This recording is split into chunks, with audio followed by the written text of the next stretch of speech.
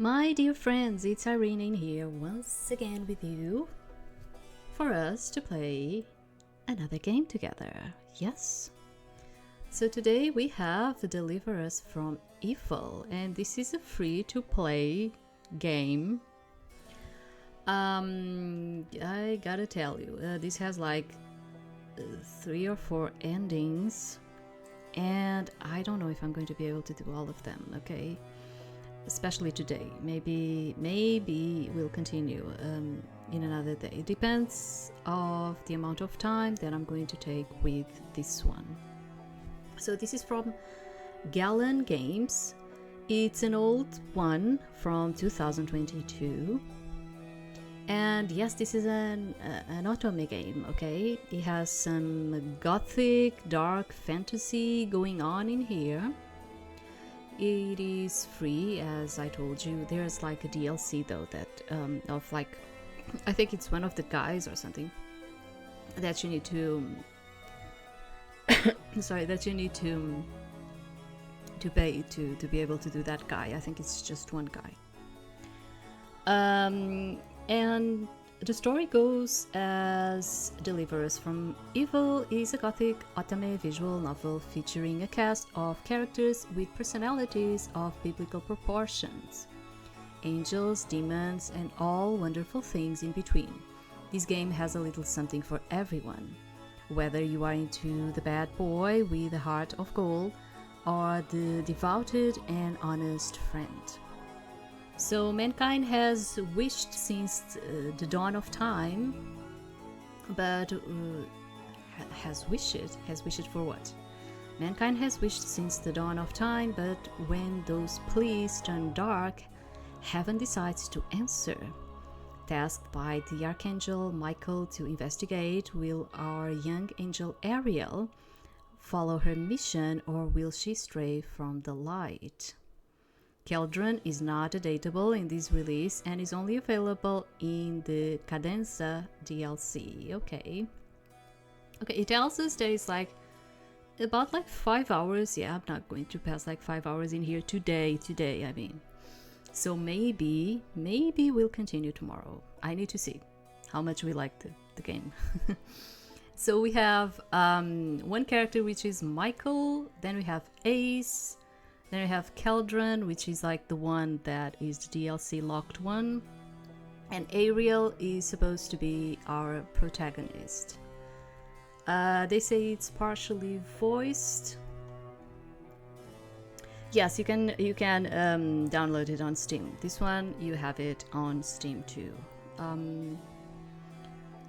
I don't even know if this one is on itch.io. I need to search about it. This one I was just like, because I was going to do another one, which was kind of like a thriller, like the last one we played.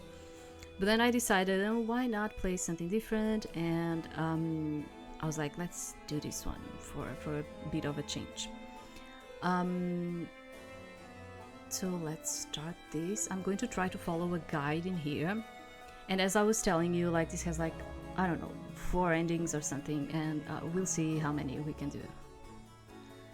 So, let's start. So sometimes you are never fully aware of what you are truly capable of until you get thrown right into the fold. My name is Ariel, a guardian angel of the heavenly host. I'm not as important or powerful as some of the others like Gabriel, Ariel, or Michael. But I'm proud of my role here. Each day I spend performing my duties I count as a blessing. However, today something is different. Today I've received a direct letter from Michael. His tone was somewhat urgent. He asked me to come to his office and I couldn't possibly refuse. But what could he want with me all of a sudden? I arrive at his office knocking softly. Who is there? Oh, we do have voice. I think I need to put this higher. Maybe a bit more lower in here. Okay. There's always like this bell ringing. It's me. Ariel, Good. Come in, please. I go inside, walking slowly. Michael is an archangel and one of heaven's most respected generals. His office naturally reflects his status. The walls are lined with golden banners of arms bearing his sigil. A few books are scattered across his desk. Someone of his rank and station wouldn't usually cast so much as a second glance at someone like me, but he seems to treat me differently. To everyone else, he is serious and devoted to his duties, but whenever I'm with him and it's just us, he is kind. Thank you for coming so promptly. Tell me, how are you today? Always so polite, even after all the years we've known each other. I can't help but want to tease him a little. You can drop the formalities with me, Michael. I'm always happy to see you again. I'm just glad that I don't have to heal you this time. He looks sheepish, but smiles nonetheless. We first met long ago during a war with the demons of hell led by the traitor Lucifer. As a guardian angel, I was stuck behind the front lines, helping our injured recover from battle. However, one day during a battle against Lucifer, some of our soldiers returned having lost sight of their general. Despite all of their warnings, I went out to find him. That gut feeling led me to Michael, grievously injured and alone. I treated him and helped him recover. He has found excuses to ask for my company ever since. I obliged, and we've now developed what could be called a close friendship. That was one time, but I will never forget it, Ariel. I owe you a great debt, and I do hope that one day I can repay your kindness in full. Michael, how many times do I have to tell you that you don't owe me a thing? As many times as I have to insist the exact opposite. Sadly, this is not why I called you here today. I watch him rifle through his desk drawers for something before pulling out a scroll and handing it to me. At his insistence, I untied the gold thread holding it closed. What is it? We have had disturbing reports from Earth in recent times. There have been signs of a large amount of demonic energy amassing in a small town, here. He points to a place in Europe on the large map spread across his desk. The idea of any sort of demonic energy growing sends a chill down my spine. Michael looks up at me and offers a reassuring smile. Do not worry, Ariel. It is nothing as serious as another war, but nonetheless, something we have been asked to investigate. We? Yes, my orders have officially come from the throne to look into this, but I want you to do the initial investigation. Me go to Earth to investigate demon energy? Impossible. I can't. There must be some mistake. I can't go to Earth all of a sudden, not without an assignment. Yes, you can. You're the only one I can trust to see this through. You have a more delicate approach to things than the majority of the host, but an admirable determination to see things through. Ariel, I am asking you, as my friend. I'm surprised at his words. Despite how long we've known each other, it's always a shock to hear him calling me his friend and to hear his confident tone soften. I wonder if it shocks him as much as it does me sometimes. I take a moment to gather my thoughts, and nod. All right, what exactly is happening on Earth? He nods approvingly, perhaps relieved by my quick acceptance, and unravels the scroll. Do I need to click on? No. Depicted inside is a picture of a strange red butterfly, unlike anything I'll ever seen on Earth before. These are wishes, manifestations of some of humanity's most wicked desires. We have never seen anything like them before, but they hold a lot of power. I mean, we've always asked for wishes that were wicked all the time. Let's not just think about, oh, nowadays is different. Isn't that true? We need to find out how they are being made and where they are going. So, like, this is the first one. Let me just check it. Okay, I don't think it's this one. No, it is. Okay, take it in stride. Okay. So I'm trying to do the his human ending. Okay, let's do the human ending then. So take it in stride. We need to find out how they are being made and where they are going. Despite the danger, I try to put on my best smile. I understand. I'm ready. Oh, he's not going to say nothing. I admire your earnestness, Ariel, but there are a few things to settle first. He pulls out another scroll, this one depicting a well-dressed and proud-looking man.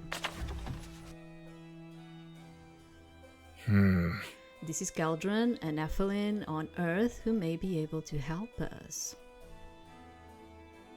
He has strong ties to Earth's religious sects as well as many personal connections. Find him first. He will point you in the right direction and give us more information about these wishes. Sorry. Sorry, I need to get back into this. That is, if you can convince him to help us. He is a slippery sort. Okay. Have you spoken to him before? I try to avoid speaking with him directly. His angelic parent, well, forget the thought. I sent him a messenger bird not long ago, but he has yet to respond. Or most likely does not care to.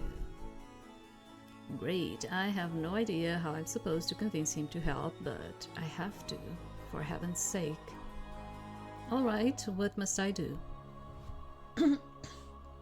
Sorry, it's my throat, as I told you, like I'm getting a bit sick. You will be sent to Earth immediately, reborn temporarily as a human. Oh, okay. If demons are involved in this, we cannot let them know that we are investigating. If we are discovered, this could lead to Armageddon. Not to mention, you would be in grave danger, do you understand? Reborn as human, I've only visited Earth in spirit before while on assignment, and even that hasn't been the case for a few decades. But it will be harder to detect my angelic presence if I'm in a human body. Yes, I understand. He nods, then walks around the desk and hands me the scrolls of the red butterfly and the man called Keldran. Ariel. Then go, and Ariel, please be careful. I will be watching over you. We all will. The way he says it is almost out of character for him. All my life I've known him as this pillar of strength and fierce devotion. But here, when it's just us with this new danger lurking in the air, I think I start to see a few cracks starting to form in the walls around him. Of course, the moment passes and Michael straightens back up into his perfect soldier facade. Now, we have to get you to Earth. I've done it before, Michael. I don't need any help. This isn't like your previous excursions, delivering messages to humans. Ariel, you need to be human. I immediately start to feel uncomfortable. What exactly do you mean, be human? I'll have a human body, won't I? Of course. Yes, but there is more. Look, act whatever it is you must do in order to blend in and avoid attracting the wrong kind of trouble. Well, how am I supposed to act human then while investigating demonic wishes? If there is anyone who can do it, it is you, Ariel. You are our most dedicated guardian. Now let me help you get to Earth. This won't hurt, I promise. And I will be joining you there shortly, alright? Alright, I'm ready. To be honest, the whole idea frightens me. I've never dealt directly with demon energy before. And to live as a human, too, what would that even be like? But Michael said he would join me, so I shouldn't have to worry, right? Farewell. Michael summons a golden light to his hand and, giving me a reassuring nod, he touches it gently to my forehead. A bright white light fills my vision. Before I land with a hard thud right into a hedge bush. Ouch. Right, gravity. That's the thing humans deal with. Should have prepared for that landing a little better. Quickly I scramble out, brushing off stray leaves and twigs from my clothes while looking around frantically. There's a small twinge of pain on my arm, and I see bright red scratches appearing on the skin. Right, I've got a mortal body now. A few people are walking past and stare at me oddly. Suddenly nervous, I wave my hand and give a small laugh. They turn away and move on. Frowning, I look down and realize that I am still garbed in my robes from heaven. While not as opulent or regal as, say, the archangels, to a human this must certainly look odd. Great, Ariel, great start. So much for not stinking out. I look around for the picture scrolls, finding one right by my feet on the ground and the other besides a bench. I grab the one by my foot, but before I can reach the other, a strong gust of wind comes and sends it straight into the air. Hey, come back here! Every time the scroll is just within my reach, the wind blows it away again. What is that? I growl in frustration as I make a mad grab for it. The edges brush against my fingers before it flies away, vanishing from immediate sight. Frowning, I sit up and look at the scroll I do have, the painting of the red butterfly. Yeah, you say groaning, sorry, it's just I keep going in there. Okay, keep going in there. Groaning, I sit up and look at the scroll I do have, the painting of the red butterfly. If anyone from hell discovers that portrait, they'll know I'm here and heaven's cover will be blown. Michael will be so disappointed in me. Thinking of that gets me motivated to get up and keep looking. I can't mess this up. The fate of the world could rest upon me. Hey, watch it! A shrill ring cuts through the air and I barely have enough time to jump out of the way before the human man who yelled races past riding a bicycle without a helmet on. Why are you confused about not having a helmet on? Just go to Amsterdam and you'll see it all the time. You should be more careful. The man ignores me but sticks his middle finger up in the air. Rude. Well, that's dangerous, and why wasn't he looking where he was going anyways? He could hurt someone and himself. By the way, it's not like that in all of Europe. Let me put it like that, okay? At least, for instance, in my country, you have to have the helmet, okay? And you can have a fine if you're not wearing the helmet on your head, okay? There are like security laws and you need to do that. Like in Amsterdam, they're like, oh, we don't care, you know? They're kind of like that. But I don't actually know if they actually have like a law in Netherlands where like you actually have to wear the helmet. Okay, so I don't know, I have no idea, but I know that in there they're like, oh, like you are like a sissy if you're just like wearing a helmet. They're kind of like that in there. Yeah, they are. I mean, you do whatever you want, okay? It's not because people are calling you names or something. You do whatever you want. It's for your security, okay? I'm just saying that because, you know, she was like, oh, he's not wearing a helmet. Well, it depends where you are. Even so, I move towards the side of the path to avoid any other unnecessary collisions. I'm not in heaven anymore, that's for certain. If I don't watch myself, this body can get badly hurt. And it's not like I can just fly anywhere here. Discretion, that's what Michael said for this mission.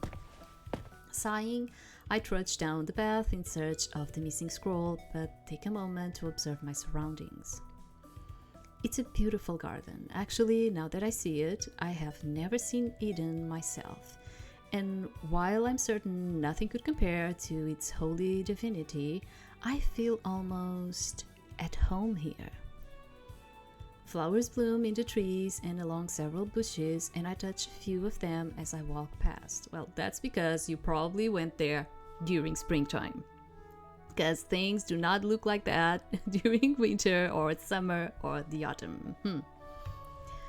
A small breeze blows a few fallen petals around, and I am entranced by the sheer serenity of the moment. Oh. Suddenly something flits past my face, bright red and almost glowing. Gasping, I grab the scroll I still have and feel the magic of the moment go quiet. It's the red butterfly. I start to chase it, darting off at full speed while a few people look at me strangely. I'm sorry, I have to catch that butterfly. What butterfly? Weird girl. Humans can see it? That makes this trickier, but at least I can avoid causing unnecessary panic. Before I can dwell on the thought, the butterfly starts to go down a fork in path. As I reach the split, another gust of wind appears and the missing scroll is blown towards me. Both the butterfly and the scroll are getting away. Okay, what do I need to begin here? Persuade someone to help. Okay. I can go after both, but this investigation is important. Thinking quickly, I reach out and tap the nearest person's shoulder. Excuse me, I need some help. Can you... The man I reach out to is unlike anyone I've ever seen before. Exotic, dangerous looking, but with an inviting aura that screams, "Come with me."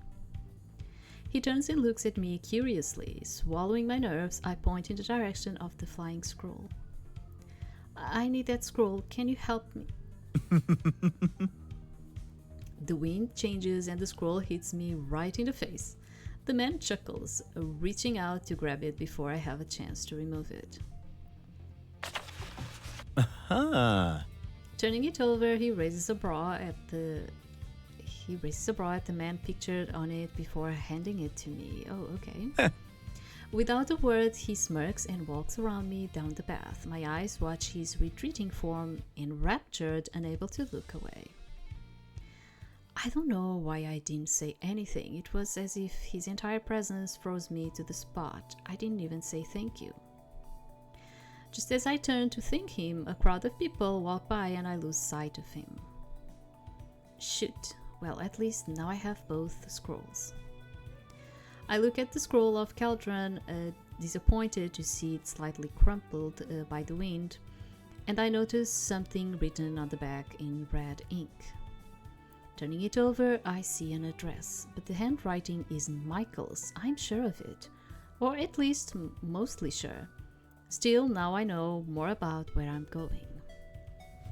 I look around and spot an old man sitting on a bench nearby, feeding some birds, which is also, in my country, is also not allowed. You are not allowed to feed birds, especially pigeons. No. You can also get a fine because of that, yeah. So there was like a time where you would feed the pigeons, and it was such a common thing. The thing is, like, you probably know that in Europe we have a real thing with the pigeons, okay? They are everywhere, they poo everywhere, and it takes a lot of maintenance to be cleaning, especially like cultural statues and stuff like that. And it takes a lot of maintenance and a lot of money from the government to be constantly cleaning because of the amount of pigeons that we have in here. It's not also that they also get into our train station lines, and then we have issues with that because they do a lot of like nests in there. So yeah, because of the high reproduction that we had with pigeons in here, and I keep saying in here, it's fine when I'm in another place now, but it's fine.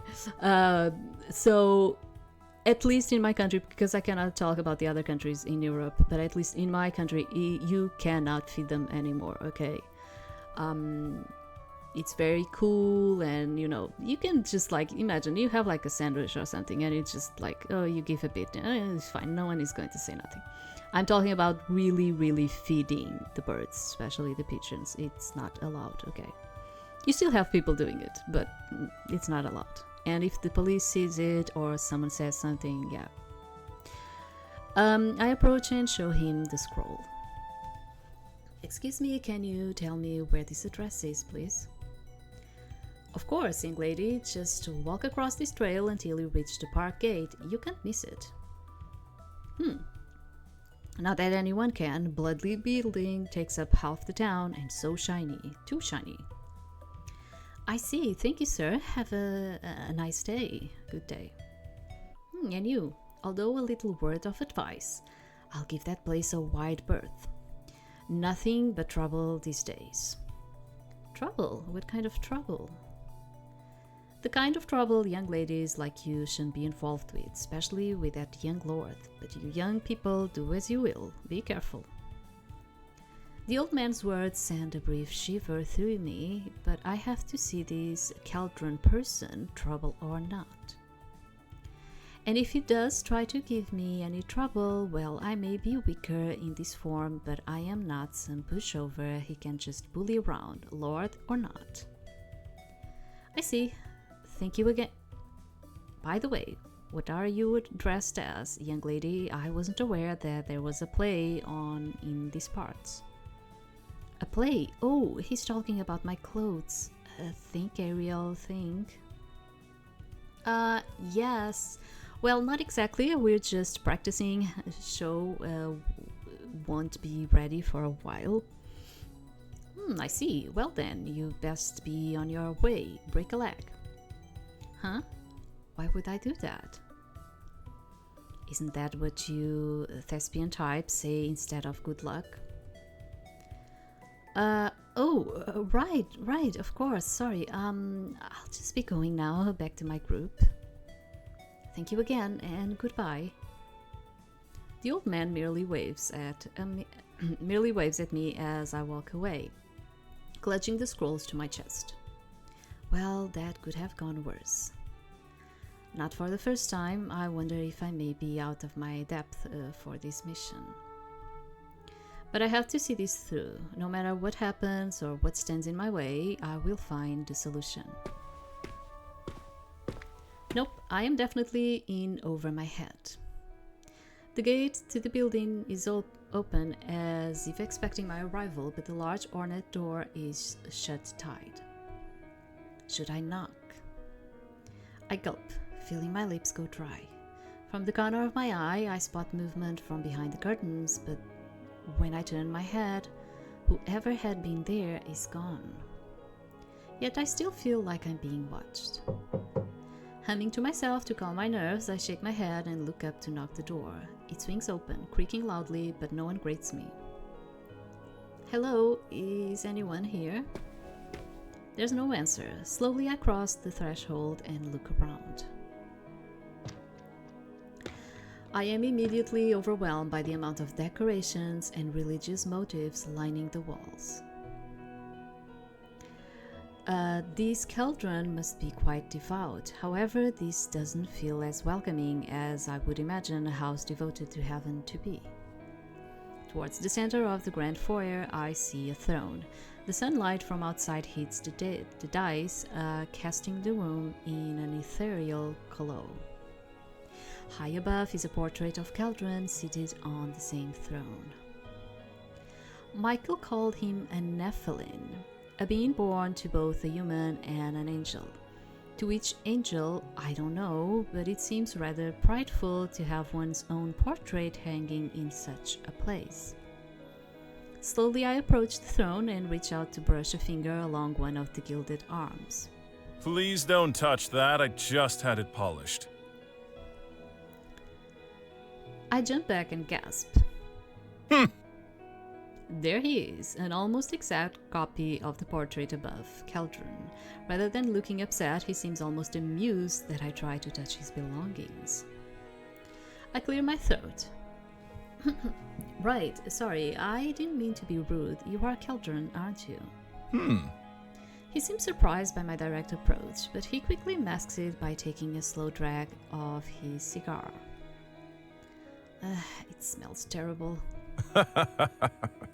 Chuckling, he walks towards me and blows the smoke just to the side of my face. Normally, people refer to me as Lord Keldranon Aurelius von Galen. Okay, dude. However, you can call me Keldran, little angel. Little?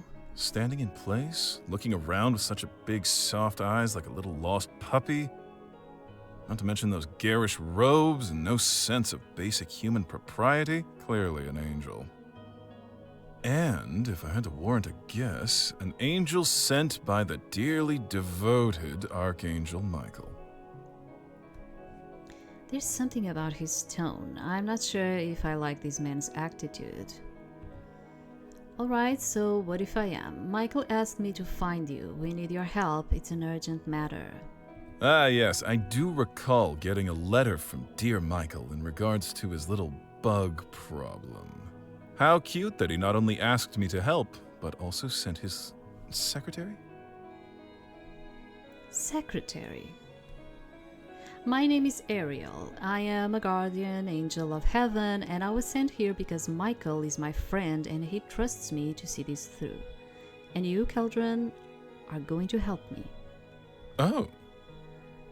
There is no hiding the surprise on his face now, and for a moment I'm rather proud of myself. Still, standing here under his scrutinous gaze has me terrified that I've offended him somehow. I hold my ground though, not breaking eye contact for a second. Slowly, he smiles. Well, well, Fräulein. Seems like you have some spirit after all. Say I do help you.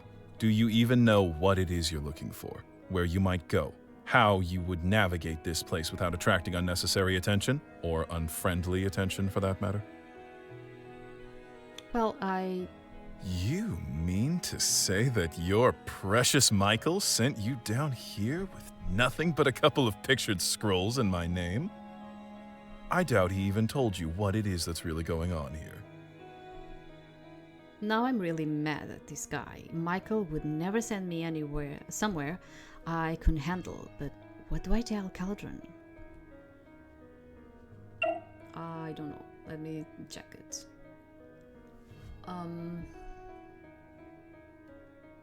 So I'm not afraid. If you're saying all this to scare me, it won't work. I'm not afraid of some butterflies. He crosses his arms, appraising me silently before smiling, but it isn't a kind smile, it almost scares me. We'll see about that. These so-called wishes represent some of humankind's most irreverent desires. You mean those are sinful? Well, certainly in the eyes of heaven and His Holiness in Italy. To certain groups, they are all part of being human, though they do possess a certain threat. I am also in that type of view. I do think, I know that for a lot of religious people, and the other time I was telling you about this, and some people kind of get a bit offended about this. But I am also of the type to think that the sins are kind of needed in us human beings, okay? Not in a proportion, okay? Not in a proportion where you are going to start affecting others. But without sins, you are an empty vessel, okay? You need some type of sins to actually continue and grow as a human being. If you don't desire nothing, if you don't have certain ambitions, you are an empty vessel. Do you understand? So I am of the group, like he's saying in here, which believes that although I also have my fate and all of it. I do believe that you do need, in a certain amount, certain types of scenes inside of you to just be human, you know, to act as a human, to be human.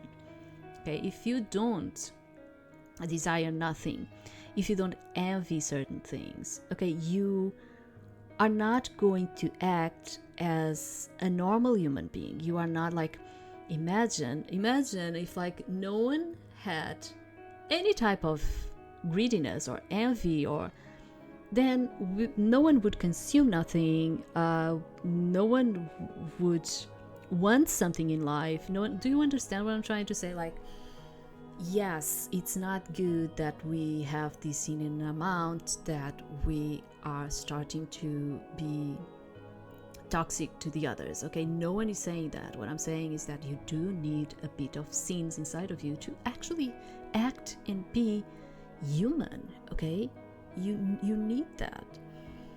I am of that that group, as he's saying. I watch as he pulls out a folder tied with a golden ribbon. A message from heaven. My contacts at Vatican, and I have been following the situation rather intimately. These are not simply bad wishes, Fräulein, but rather physical manifestations of humanity's darkest desire: lust, greed, envy. The way he enunciates each word sends a cold shiver down my spine. For the first time, his expression grows serious. However, whoever is creating these little bugs seems to be amassing the wishes here in this town. And given the nature of their origin, I have a strong suspicion that they are meant to give power and shape to something very, very dangerous. Tell me, what do you know about the Fallen? The Fallen, angels who went against the will of the throne and as such were cast out of heaven. Every angel born since knows that story. Just thinking about it makes me a little bit sad. The ones who defied the will of God and were cast out, of course. Why? Well, I believe this has something to do with them, or rather, their leader. Their leader? Wait. No. You mean Lucifer? But that's impossible. He was vanquished, banished. Keldran laughs mirthlessly, shaking his head. Oh, you sweet, naive thing. Not everything needs to have a physical form to be dangerous. After all, perhaps the most treacherous weapon in the universe is our own thoughts, our desires, our private musings. Lucifer knew this well, which is why I think he's using that power to create a new gateway to hell itself. Obviously, that would be very bad news for you indeed. That's the understatement of the millennium. Whatever confidence I had before completely leaves me now. If this is truly the work of Lucifer, then what chance do I have? Seeming to notice my distress, Keldran smirks. Are you going to fly back to heaven, Fräulein? What am I going to do? I have nothing, no leads, no resources. But heaven is counting on me, Michael is counting on me, and no matter what, I'm certainly not going to let this smug lord bully me out of my mission. No, I'm not. I am going to do what I can to put a stop to all of this, and you are going to help me. For the second time, Keldran looks genuinely surprised. Oh, am I? Well then, it was a very good thing indeed that I decided to help you long before you entered my halls, little angel. What? Then why did you... Are you kidding me? Why didn't you just say so? Because I do so like seeing you angels squirm a little, especially when asking for my help. This guy. You're a Nephilim. That means you are half angel, aren't you, on our side? Oh, did your precious Michael tell you that as well? Did he tell you which angel had the distinct pleasure of being my parent? Of course not. Not that it matters in this instance. Since I've so graciously decided to help you, we need to get to work on helping you blend in. I can blend in just fine, right? Not in those clothes, Fräulein. Although that shade of blue rather suits you. He snaps his fingers and a group of servants seems to appear from nowhere. Pointing to one, he orders them in an almost bored manner. You, get her some suitable clothes and accessories. Spare no expense, but nothing too ostentatious. I rather like the demure look on her. Sorry, just give me a minute. Excuse me.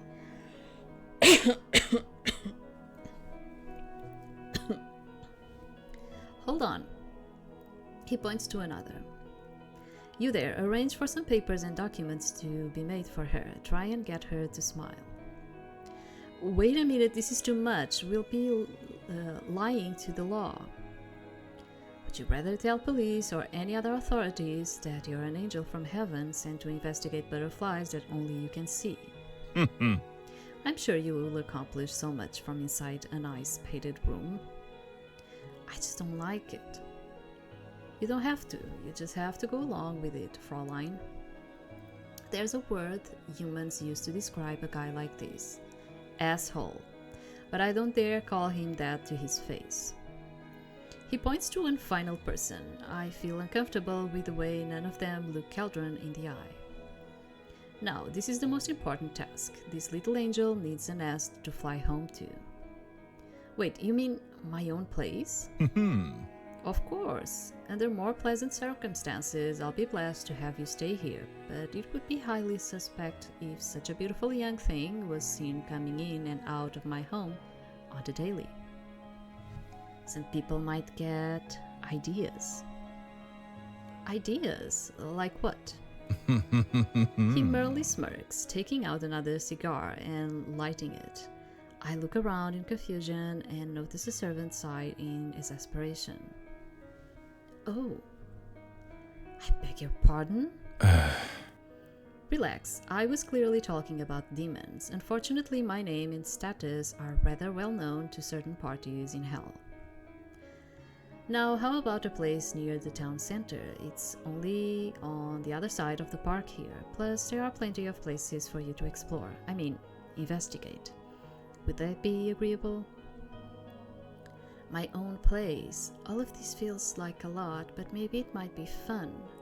And Keldran is right. At least that way I can work without too many distractions. It sounds lovely, actually. Thank you, Keldran. I appreciate this. Of course you do. After all, when I promise to help someone, I make sure nothing is withheld until they are absolutely satisfied. Really? Indeed. Really? After all, no good deed goes unpunished, Fräulein. Now run along and get your measurements. You have a lot of work ahead of you. Oh. Oh, I almost forgot. We need to figure out a new name for you. What's wrong with my name? Nothing at all. However, it would be prudent to choose a new alias for yourself. After all, I promised dear Michael that I would keep you safe. How about...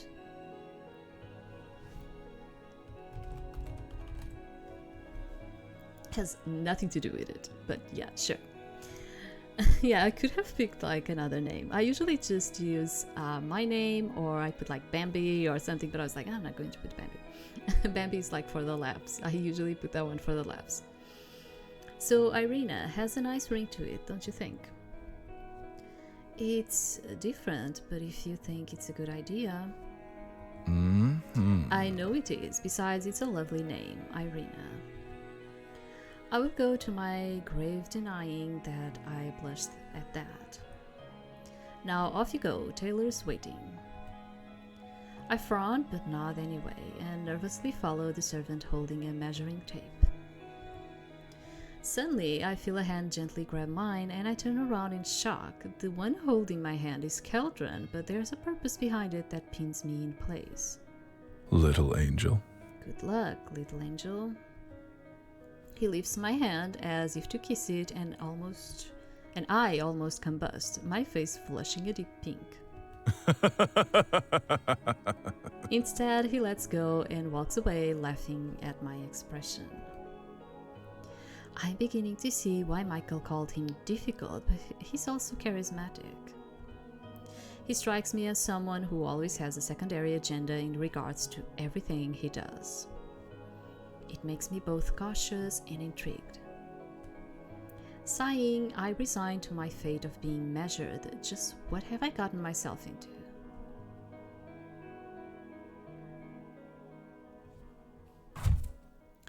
This is a disaster, a complete and mitigated disaster. How in heaven's name did I manage to break a talking box? Keldran really did go all out for this apartment, but thankfully not so much that it feels too expensive to live in. The place is spacious, but not enough to make me feel overwhelmed. Every room is furnished with what I was told are top-notch amenities. Not that I would know top-notch from average. The guy Keldran asked to secure this place was kind enough to show me how the basics worked. The large bath and shower are my favorites, but now the radio lies destroyed on the desk. I do hope it wasn't expensive. Oh, who am I kidding? Nothing about this place is cheap.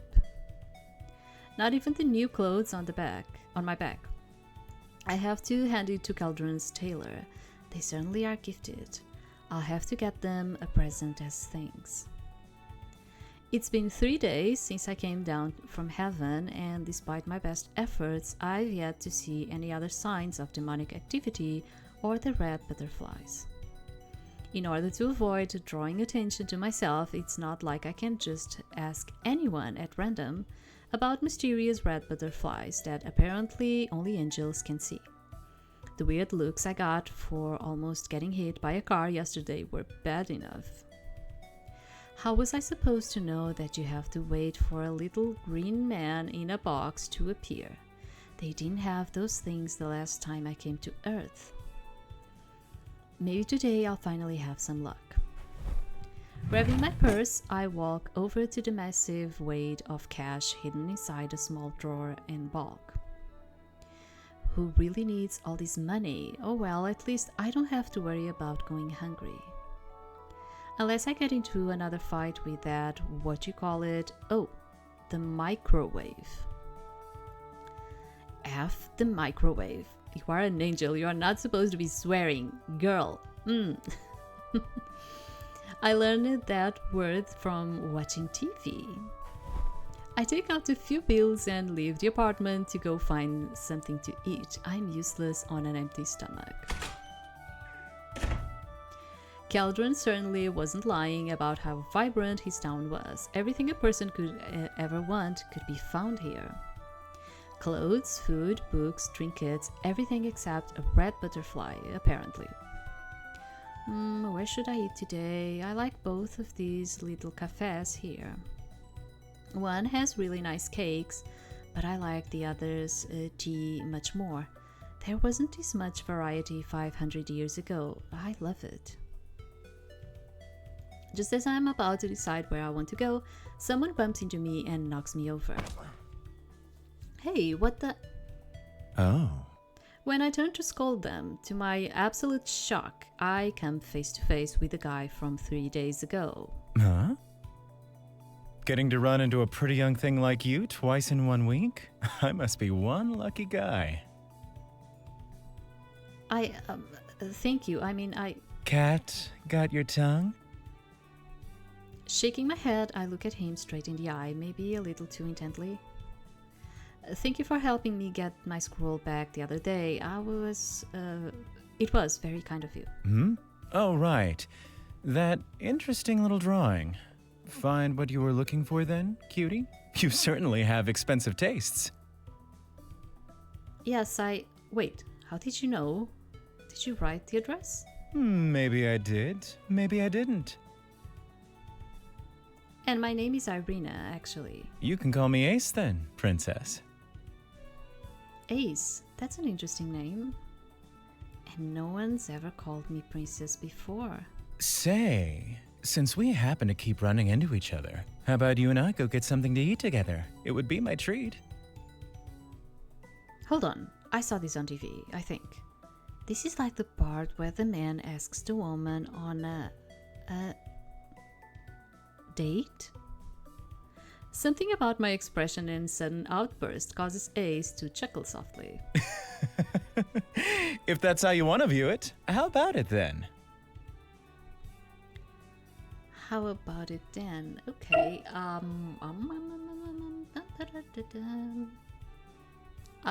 sounds fun, apparently, okay.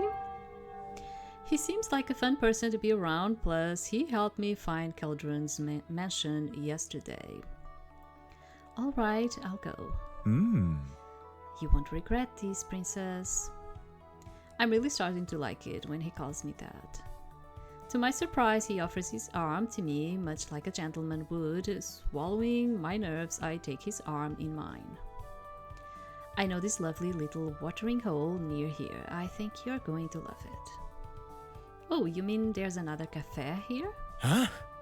He pauses and looks at me like I've grown a second head. Wait, you think I'm taking you for coffee? Aren't you?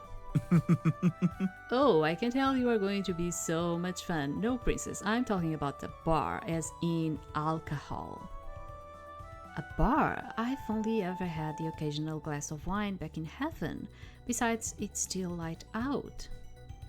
Are places like that even open at this hour? Yep. This is the best time to start, princess. He starts to walk again, leading me down the road past where I usually go with the confidence of someone who's been this way plenty of times. Feeling curious and a bit excited, I follow along. We arrive at the bar, which happens to be a restaurant during the day from what I can tell. Ace holds the door open for me to walk inside. Thanks. Don't thank me yet, princess. All around me are people from different walks of life, some sitting in the restaurant section enjoying their meals, others like us heading towards the bar. Why are so many people drinking this early? It's part of the culture here, darling. It's 5 p.m. somewhere. Where? Where is it 5 p.m.? It's mid-morning here. You are funny, Irina. But I wasn't joking. Oh, wait. Time zones, right? When we arrive at the bar, Ace shoots to the bartender a small smirk and a wink. Tequila sunrise for me, sweetheart, and a pina colada for my cute lady friend here. The bartender simply rolls his eyes and goes to prepare our drinks. I'm a regular here. A regular. Meaning I come to this place plenty and often with a good time in tow. A lot of joints know my face around here, can't get rid of them. So you know the town pretty well then. It's more like the town knows me, except you since you're new, fresh off the boat. I want to know where you fell from. Fell? That's a peculiar way of putting it. He couldn't possibly... Could he? Fell? I didn't fall. I would never. I'm fully devoted to heaven. Huh? Immediately, I cut myself off. Keldran's words from the other day ringing in my head. Oh no, I've said too much. Ace is going to think I'm crazy. He's laughing. Why is he laughing? Ah man, I was right. You really are a precious angel, aren't you? Shh, not so loud. How did you know? The fact that you clearly didn't understand my time zone reference for one, princess. Cut me some slack. Those didn't exist the last time I was here. Great. Some undercover investigator I turned out to be. But wait. You knew when you first saw me, didn't you? That's why you wrote down Keldran's address. Who are you? What are you? Consider me an interested party and a friend, if you want. That moment, the bartender arrives with our drinks. Ace's is bright yellow with a ring of raspberry on top, while mine is a white pineapple monstrosity. Ace immediately plucks a raspberry from the top of his drink and pops it into his mouth, all the while keeping his eyes on me. Feeling his expectant gaze makes me turn quickly to my own drink and take a small sip from my straw. Hang on, this is actually good. It's good. See? I told you, now you can say you've had a pina colada. Yeah, you are right. I drink more. It doesn't even burn like any alcohol I've had before. Whoa now, slugger, don't drink that too fast. You'll regret it in an hour. Oh, okay, sorry. I resume, drinking much more slowly. No, it's nice that you're enjoying yourself. I imagine that you don't get to chill all that much back in heaven, now do you? What are you talking about? I enjoy heaven immensely, plus I'm never cold. But this is something new, it's fun. New can be good, and like you said, it's fun. I don't think heaven's done anything fun since, well, ever. Plus, still using parchment, lame. I'm about to speak up in defense of heaven, but I pause. I've been on Earth for 3 days, and I've already experienced so many new things and technologies that heaven doesn't have. But what do I tell Ace? What do we tell Ace? Let me see it. Okay, so I still have a lot to see, apparently. I swirl my drink with my straw, thinking about what I've seen and learned so far before turning back to Ace. Well, I wouldn't want to give heaven an unfair advantage by judging too quickly. Clearly, there's still a lot to see here. You don't know the half of it. Oh, princess, you don't even know the half of it. Time seems to pass easily, conversation flowing naturally between Ace and me as if we've known each other for some time. The more I drink, the warmer and fuzzier I feel, but in a good way. Ace even lets me try a sip of his drink when I ask. Any thoughts I have about the investigation start to drift away until, out of the corner of my eye, I notice something fluttering just outside the window, red and shining, a cursed wish. Oh, Ace, listen, I really appreciate the drink, but I need to go. I start to stand, but my legs are shaky and I almost stumble. Ace quickly reaches out and catches my arm. Oh. Oh, easy there, lightweight. You might want to take 5 first. I'm a good person to lean on in times like this. I look up at him, then back out to where the butterfly is fluttering further away every second. Taking a breath to steady myself, I gently take his hand off me and smile. I'll be okay, promise. I just need some fresh air. I have to go, but I'll like to see you again. This was really fun. He studies me a moment, gaze flicking up towards where I've been looking before nodding slightly.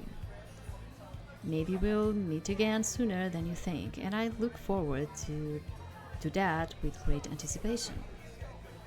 Much like how Keldran did before, Ace grabs my hand and lifts it to his face. Unlike Keldran, however, he actually presses a light kiss to my knuckles before letting me go. Oh, heaven above, help me. I don't think heaven would want to see this, princess. I said that out loud. Bye. Holding my hand close, I smile nervously at him before turning and running outside to chase after the rogue wish. Has it gotten brighter since I entered the bar with Ace?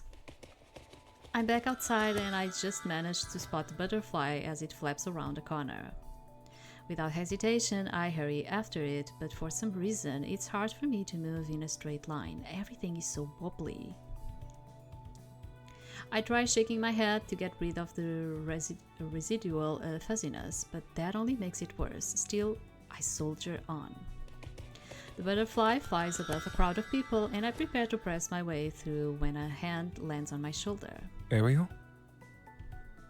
That voice.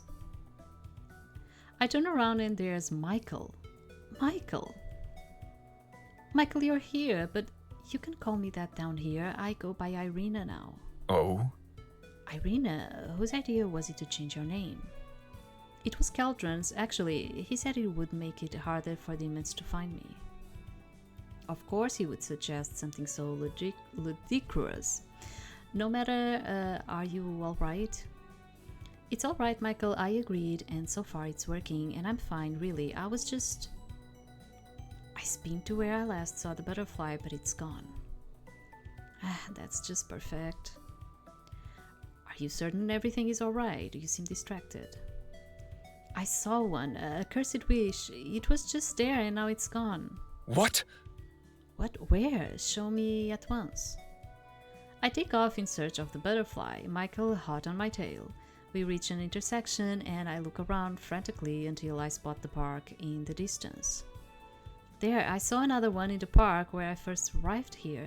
This is only the second time I've spotted one, but it must have gone in there. Perhaps, but we cannot be sure until we gather more evidence. But first, tell me the truth. Are you drunk, Irina? What? Me? Drunk? That would explain why I feel so fuzzy and unstable. What do I say to Michael, though? Okay, so tell the truth, of course, because we are doing the boy. Yes, I think I may be a little drunk. I shrink a little when Michael pinches the bridge of his nose and breathes out sharply. However, when he looks up at me, his expression is softer. Worry not, Irina, it is my fault for not being here with you from the beginning. Earth's temptations are many and frequent. I know, you old worrywart, but I can take care of myself, you know? I'm not a worrywart, I'm your friend, so of course I worry. Relax, it's cute. With that out of the way, something else occurs to me. Michael, why are you here exactly? I thought I was going to lead this investigation and that you were going to join me much later.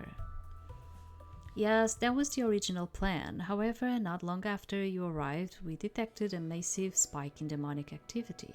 I was worried for your safety and decided to assume a human form and accompany you as soon as possible.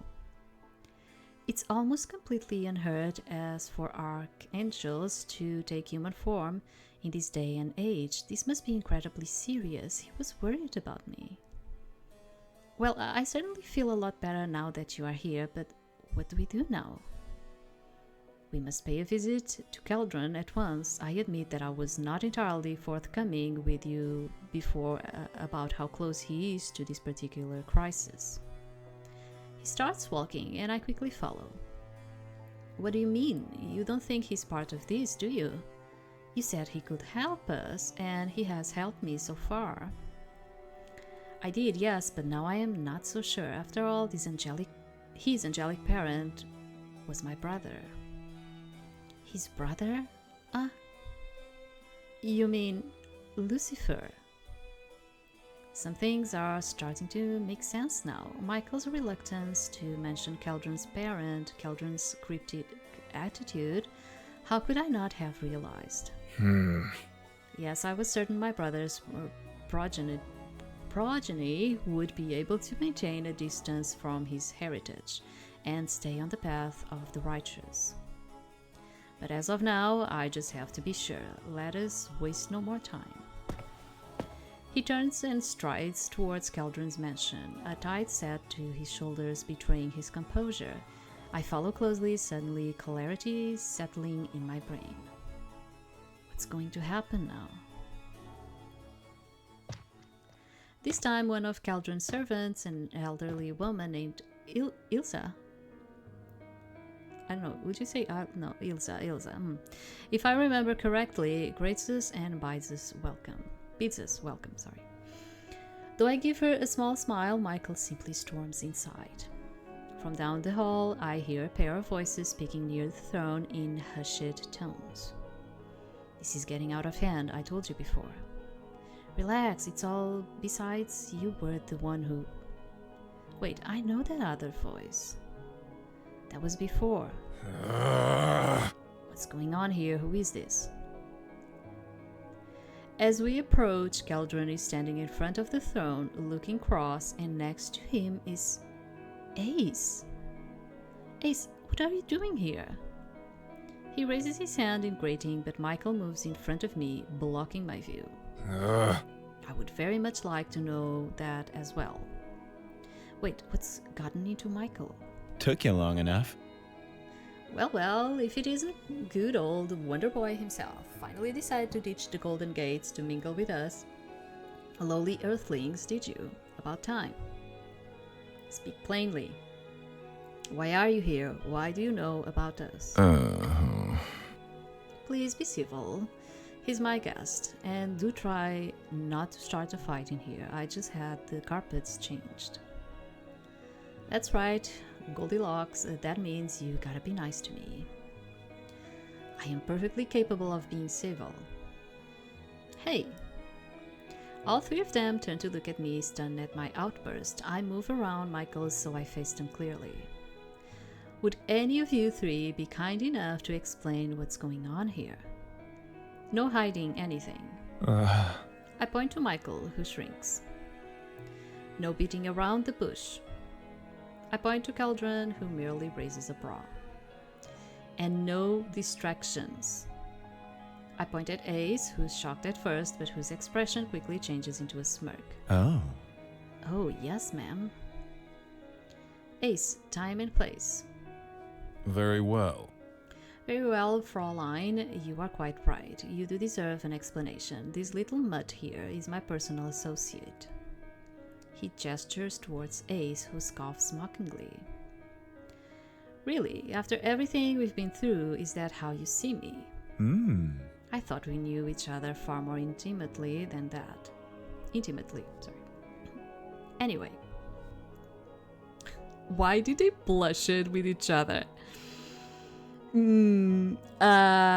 Was there something that we don't know in terms of like being intimate with each other? I'm starting to think about it. Of course, you already know that Michael and I are in regular correspondence, and likewise, these two tend to cross paths on occasion. I would sooner cross swords.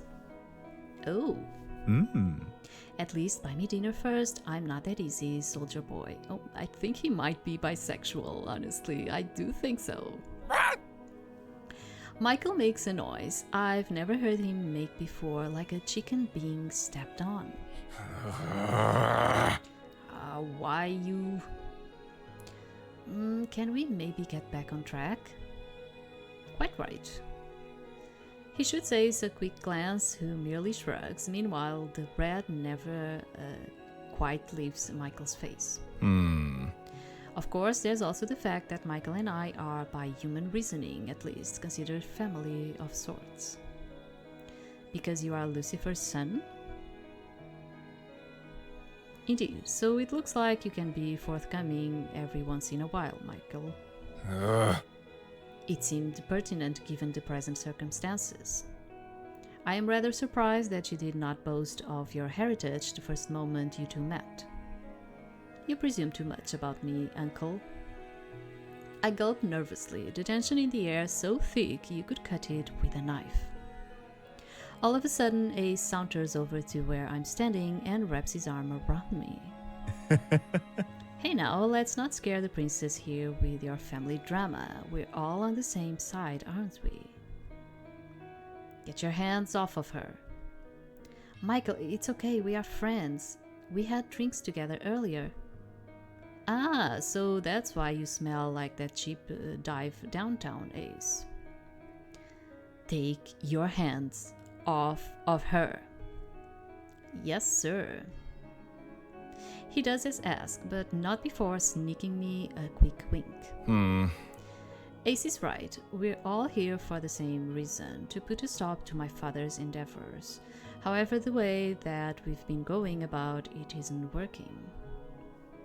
And what would you suggest in turn? Simple, we pair off and cover more ground in twos, rather than tearing at each other's throats. Hang on, you're really going to help us stop Lucifer? Of course, little angel, I told you before, I always keep my promises. when it suits you best.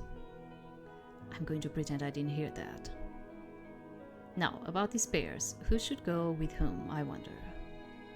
That is simple. Ariel and I shall continue on together. I, for one, do not trust this person that you keep company with. He gestures at Ace. Michael, you are being rude. I just want to keep you safe. Whoa, now, that's mighty presumptuous of you. What are you talking about, fool? Well, who says our sweet princess here even wants to investigate with you? How dare you? Easy, still the fact is that she deserves to decide who she gets to play detective with, doesn't she? Michael looks just about ready to tear Ace's head off when Keldran steps between them. No, Michael, mind that temper of yours. These new carpets aren't exactly smite-proof. Continues to be very concerned about the carpets. Yeah, that's it. But you did entrust this mission to Irina, right? Right, and I'll appreciate not being talked about like I'm not here. Of course not, Fraulein. That would just be rude. Michael. Right, Michael? Besides, you haven't exactly been down to earth since ancient times, have you? At first, it seems Michael is about to protest again, but his expression flickers and he relaxes slightly. Of course, I said that I trusted you, Ariel, so I will. I am sorry. Michael. Great, so then, Irina, who do you want to go with? The choice is entirely yours. Have at it. Choose wisely. The fate of Earth, Heaven, and Hell could very well rest upon this very moment. How exciting. Well, that's certainly comforting. But he's right. Who I choose here and now will change everything, but how can I possibly choose? Michael is my most trusted friend. I've known him for so long, and I know that he would have my back should things get dangerous. But he seems just as clueless about Earth culture as I am. On the other hand, Ace is brash and a bona fide enabler. Plus, I don't really know all that much about him except that he's a friend of Keldran's. But he seems to know a lot about Earth, and that could help me immensely. I consider Keldran, but I don't really trust him, and he seems withdrawn.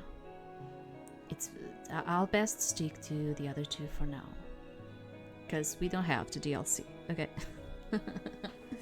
So, yeah. Okay, I think I'm ready to make my choice. I choose...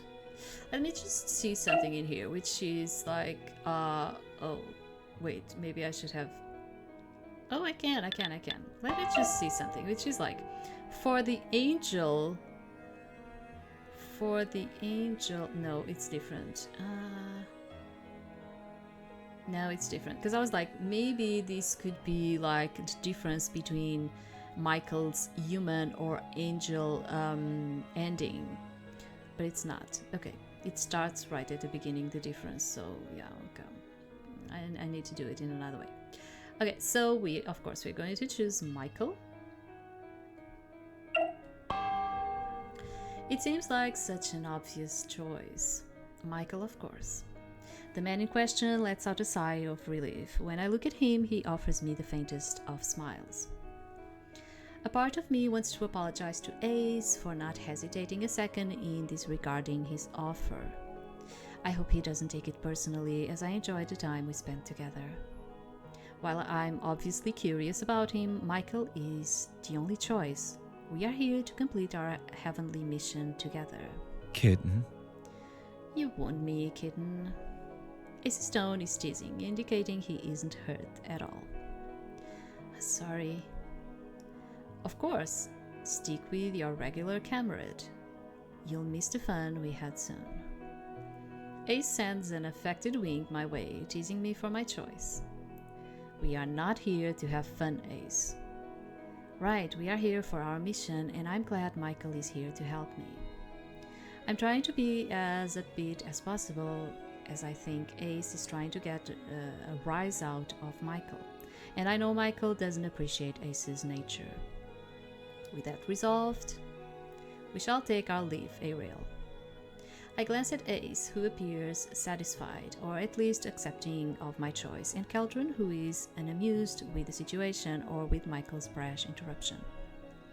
Oh, Michael is leaving. I better go too.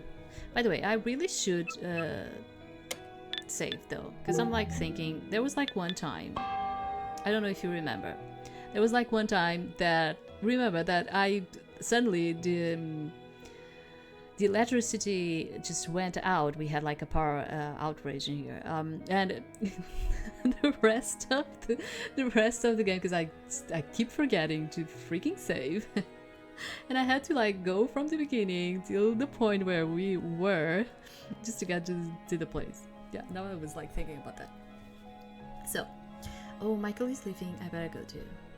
Hoping to be friendly, I offer a small smile to the two men before turning to catch up with the fast retreating Michael. I catch up to Michael as he crosses the threshold from the throne room into the unoccupied entryway. Michael. I reach out as I approach the man from behind, hoping to get him to slow or stop so I can get his attention. What is it, Irina? Michael's tone is harsh, unusual in the way it is directed at me. Michael is usually unfailingly kind and polite with me, but it's easy to tell something isn't quite right. While he seemed relieved at my choice, since that moment he has been abrupt and unsettled. Is everything okay, Michael? Everything is quite fine. That obviously isn't the case. I might not know Michael well enough to be able to determine his thoughts outright, but his behavior is a sure sign something is amiss. I also know Michael isn't forthcoming with affairs of the heart or mind. His expression betrays the way he truly feels, even though he's not inclined to speak them out loud. Furrowed brows knit in frustration, paired with glassy and focused eyes. You've been distant and a little rude. Ever dutiful, the idea of him being rude catches his attention, even if it wasn't my intention to chastise him. My apologies, Irina. My mind is elsewhere. Do not worry. I take this opportunity to place a reassuring hand on Michael's arm, a show of affection as well as a reminder that I am here for him. I've seen him through his vulnerable moments before, and I hope he can see it. It is safe to do so once more. Michael's expression lightens upon feeling my touch. I can't help but worry, especially when I know something is wrong. I rack my brain, thinking of the events leading up to this moment, wondering what could have put Michael feeling this way. Perhaps it's his discordant relationship with his nephew Keldran. Is it to do with your relationship with Keldran? I feel like I'm missing something here. I offer up this superstition in the hopes that me starting the conversation will make it easier for him. You are correct, it is about Keldran. You'll have to be patient with me as there is a lot to explain. That's okay. I renew my reassuring smile, happy to listen to Michael if this will help alleviate his emotional burden. Michael takes a deep breath, steadying himself to open up about what is bothering him. When I first took up my service to the throne, I was not of such high rank. Despite this, I was more than happy with my duties, even though my brothers were taking on bigger roles than I did. I didn't know that about Michael, but I suppose it has been such a long time since he was anything other than the high-ranking angel I know him as. I always admire their strength and their devotion, Lucifer in particular, whom I loved dearly. With the mention of that name, Michael's behavior makes more sense. For millennia, we carried ourselves dutifully. Yet when the rebellion started and I was betrayed by my brother, even with Michael's steely disposition, he struggles to get through the sentence without issue. My position quickly changed. Despite our previous relationship, I knew I couldn't stand idly by as he sought to wreak havoc, so I took up arms in the fight. Lucifer turned away from heaven, the throne, all of us. He does his best to remain composed and strong, but I can hear the waver in his voice and see the tremble in his hands. And he still strays further from redemption. I fear he is beyond redemption, even if he chose it. I can understand why that betrayal would be. I trail off. While my sympathy is heartfelt, I feel at a loss with not knowing a word that would suffice in describing such heartache. I have experience in soothing Michael in times of need, but cuts and bruises don't come with such an emotional upheaval. This is new territory for us both, and I hope I can offer a positive experience by allowing Michael to talk and being unwavering in my support for him. Once more, Michael steadies himself and his expression seems more determined. We must complete the mission. Lucifer cannot be allowed to cause further harm to heaven or earth. The thought sends shivers up my spine. Does Michael know these butterflies are the work of Lucifer too? You think that he might? There have been new demonic signatures detected that are similar to those seen previously in relation to Lucifer's activities, and there is a possibility that he may be involved here. Ariel. That is why I have joined you. You are more than capable, but I did not wish for you to face this alone. He offers a smile in the hopes of reassuring me. Lucifer's involvement is a development that does add a whole new level of fear and danger, but I am confident in our abilities. Are you reluctant to trust Keldran because you think he might be involved too? I'm not sure how I will face another betrayal. His unflinchingly honest confession jolts my stomach to a high level of unease and nausea. Yet it is not the act that causes me fear, it is straying so far from salvation one cannot return. I watch Michael, tears almost forming at my eyes as I share in his pain. I don't know what words of comfort to supply. Keldran has always been troubled. I do not wish to see another person I care for follow an irredeemable course. I do not wish for Keldran to follow his father's path. And you do it out of love. Precisely. When you look at Keldran, do you see reminders of him?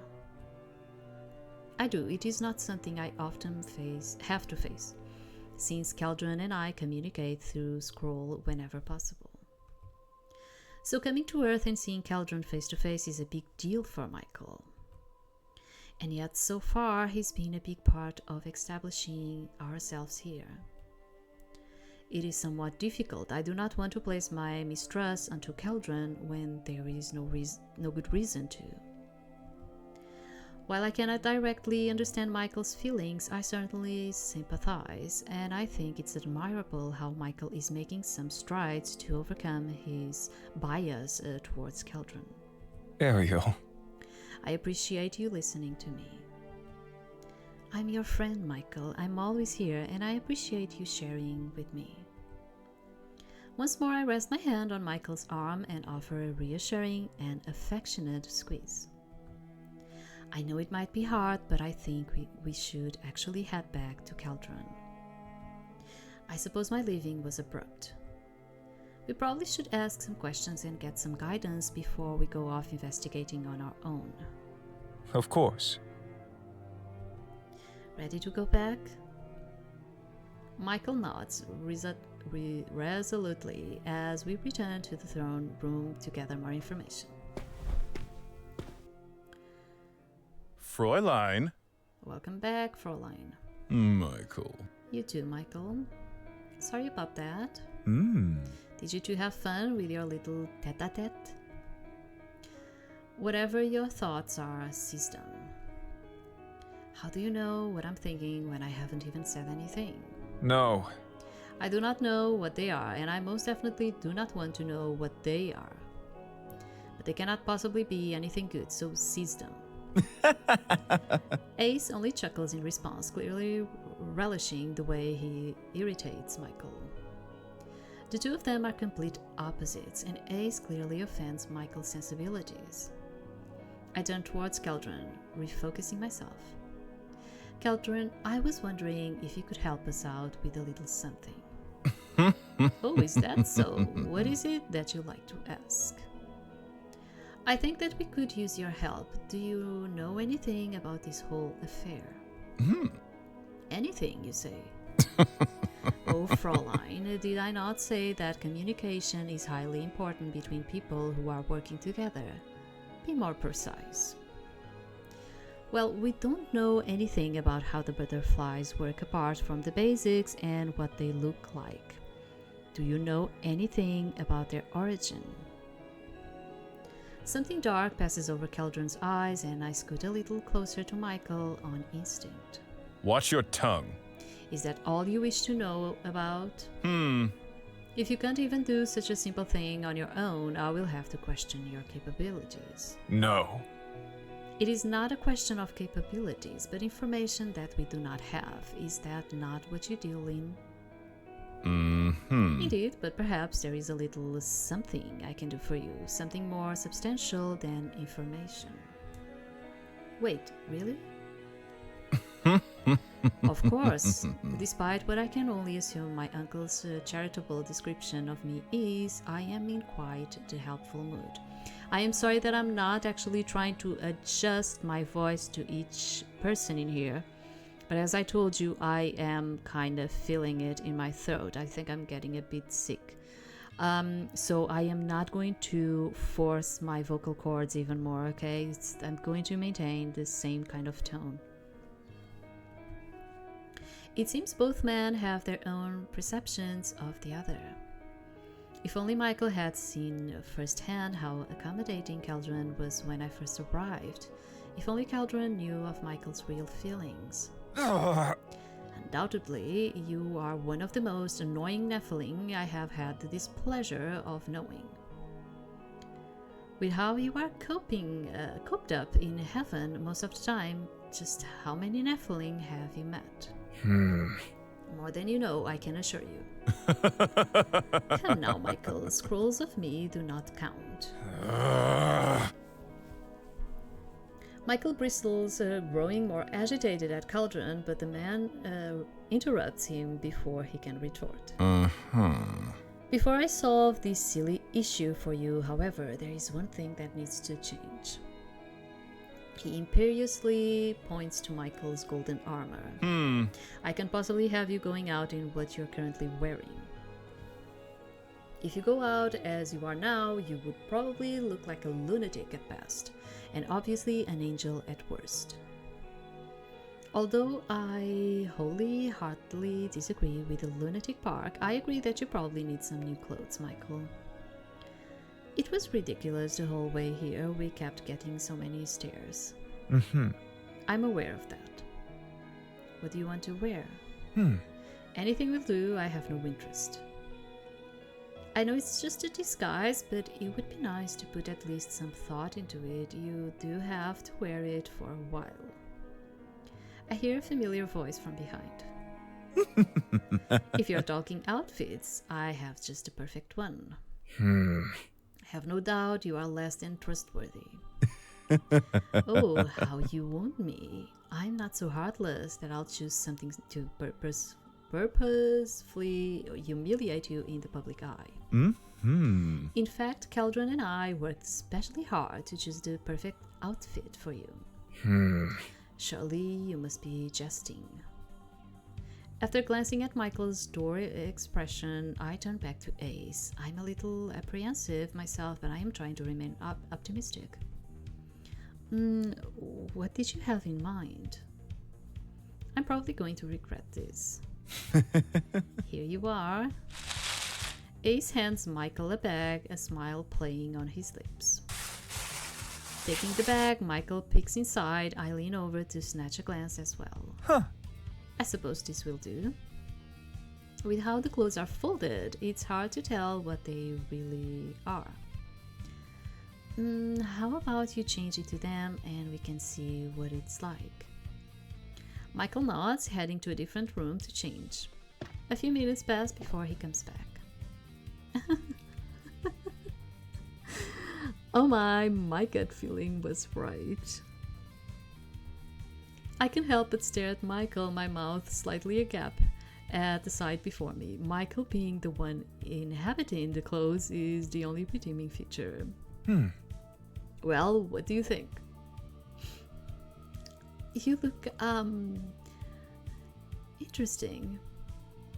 That's at least an accurate way of putting it, with how he's wearing a top that clearly looks a couple of sizes too short. Is this the fashion on Earth? I can't help but think that, despite the ridiculousness of the outfit, he looks rather dashing. When I look over at Ace with incredulity in my eyes, it's not coming, the word is not coming. Ace simply shrugs like he's containing laughter. Keldran isn't any better. You look much better. I wouldn't have it any other way. Wait, I say we need to spoil our cool Archangel. Ace approaches Michael and puts a pair of sunglasses on him. Oh my god. So this is how humans normally dress. It appears they enjoy indulging in interesting fashion. Right, you can go out into the streets now and flaunt yourself. This is the current trend. Is it really, though? Michael. Now that's resolved. It's time for me to prove my loyalty to you, Uncle. Michael takes off his sunglasses, still disbelieving of Keldran. And just how do you plan to show your loyalty, Keldranon? I don't know, Keldranon probably. Oh, Keldranon, that is rather serious. Keldran glares at Ace before he squares off facing Michael. I may be able to capture one of those blasted bugs of yours if Del sees your doubts concerning me. Everyone, including Ace, is visibly shocked by this statement. I feel Michael stiffen next to me, as this goes contrary to his beliefs. He must be completely taken aback. How is that possible? Let's not worry about the details, shall we? You want your proof, give me a moment and you'll have it. Hang on, Cal, this can be... It will be alright, Ace. Just leave this to me. Despite his confident tone, I have a bad feeling about this. The butterflies must be dangerous, and yet Keldran is going to simply capture one? Keldran starts to turn to leave and enact his plan, but Michael stops him. Wait, I will come with you. You as well, Irina. Of course. It makes sense to witness the scene, as seeing is believing, and if Michael wants me there, I feel compelled to come along. Not to worry, I am not planning to try to catch a butterfly out in the open, so this little show is exclusively for you and your friend, Uncle. You had better not deceive us, Keldran. Michael's distrust is still palpable, which is understandable considering what he told me. But I hope this can convince him to be open-minded about Keldran, even just a little, if that will help soothe his worry. With a small seed of hope planted in my heart, my eyes follow Keldran as he moves to open the window. He closes his eyes, standing completely still. Neither I nor Michael dare interrupt him. We observe as Keldran whispers something inaudible to himself. A few moments pass before his outstretched hand begins to glow a faint black and red. That's... Oh? demonic energy? Despite this development, Michael's voice remains calm and his expression cool, giving him a noble air befitting an angel, but I can still feel a hint of surprise. Keldran is capable of using demonic powers clearly, but with angelic blood flowing through his veins. I believe it also has a high risk of harming his body. Or worse, he may become a fallen. Keldran's figure doesn't waver, but upon closer inspection, he seems to be breaking out in a sweat, the energy taking somewhat of a toll. He's exerting quite a bit of demonic power. Is he going to be alright? Despite his nature and the suspicions cast upon him, I am still worried about him. I'm about to warn Keldran to listen to his body, but I stop when I see a certain flutter of crimson. That's a butterfly. Or should I say, the butterfly. Michael's tone drops. He doesn't bother to conceal the grimness of his voice. Michael making such an expression is quite a statement, but that butterfly's energy is quite strong. I stare at the butterfly until it rests itself on Keldran's index finger. The butterfly's crimson wings contentedly flap up and down. It's practically thriving off that demonic power emanating from Keldran. Well then. Well, are you going to catch the butterfly while it's still here? I have no plans of holding this forever. Right. Every second of me staring at the butterfly is another second of Keldran suffering under the burden of demonic powers. I grab the box I brought with me from heaven, opening the lid and approaching the butterfly cautiously. When I feel that I am close enough, I sweep the butterfly into the box without touching it, promptly sealing it so that it can't escape. Suddenly taken away from its little paradise, the butterfly struggles uselessly, unable to break free. Keldran's hand is no longer emitting that glow, but his complexion has visibly paled. I think I need to do the tending. Okay. So tend to Keldran's alone. Alone? Is it? Yeah, it is. I rush to Keldran's side, eager to ensure he hasn't harmed himself too much. This is also like the choices in here that I'm putting, it's also for achievements. You are not seeing the achievements because I put it the thing to not show the achievements, because otherwise you're just going to like be seeing like achievements going on here. But this game also has like achievements. I hope he's okay. Handling demonic energy must take a lot out of him, and it was gracious of him to go through this for the sake of the investigation. I hesitantly rest my hands on Keldran's shoulder in an act of reassurance. Is there anything we can do to help? If the energy has greatly affected you, I am sure there is some way we can assist you. It's nice to see Michael express his worry for Keldran. I am quite fine, thank you for your concern, Fräulein and Uncle. Keldran shrugs my hands off of his shoulder and straightens them.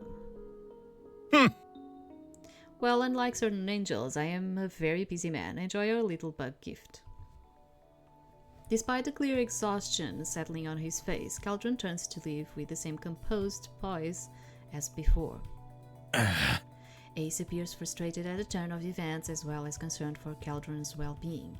He rushes after the form of the retreating man. I hope he'll be okay. I'm sure he will.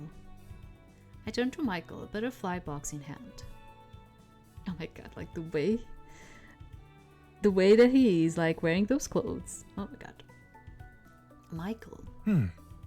Keldran will be fine. He has angelic blood and he's stronger than you know. I would be concerned too, were it not for his power.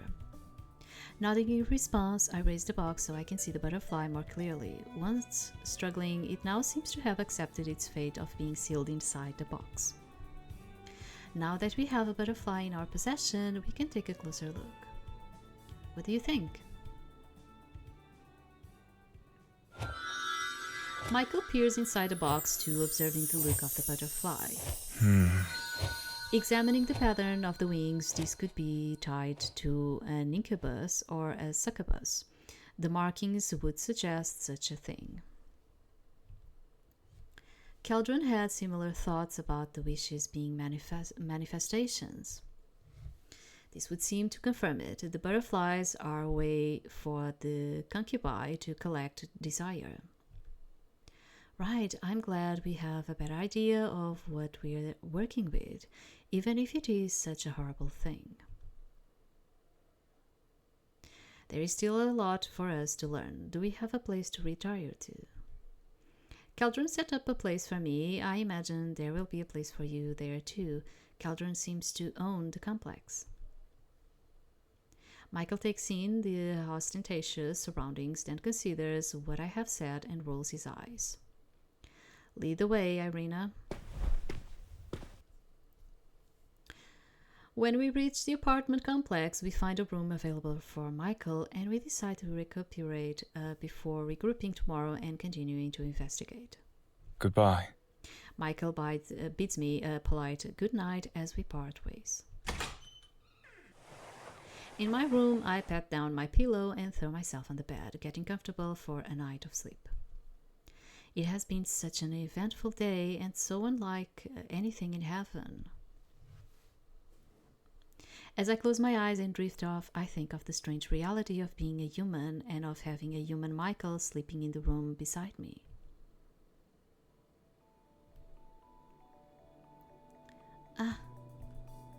The sunlight filtering through my curtains pulls me from my sleep, and I open my eyes reluctantly, unfamiliar with the sensation of fatigue.